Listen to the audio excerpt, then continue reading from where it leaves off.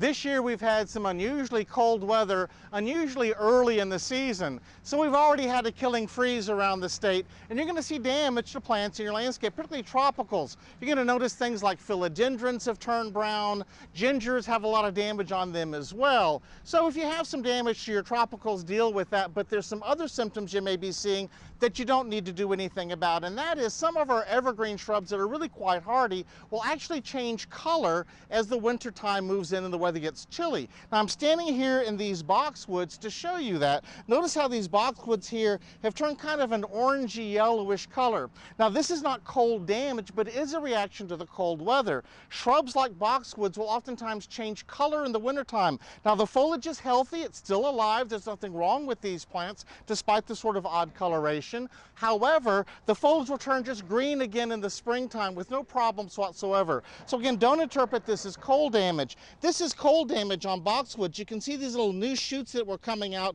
got nipped back by the cold, and that's one reason not to prune too late in the year. We usually stop pruning around about August or September to prevent this late growth from being around when the cold hits. Now some other shrubs that will show bright colors this time of the year, nandinas, particularly dwarf nandinas, have amazingly vivid colors in scarlets and reds and golds and chartreuses, and also azaleas will show color this time of the year in their foliage. Shades of chocolate and burgundy are not unusual at all. So if you have some evergreen hardy shrubs in your landscape, they've turned sort of an odd shade of color after this cold weather, don't be alarmed. They're fine, they're healthy, they're not damaged, and they'll turn green again in the spring.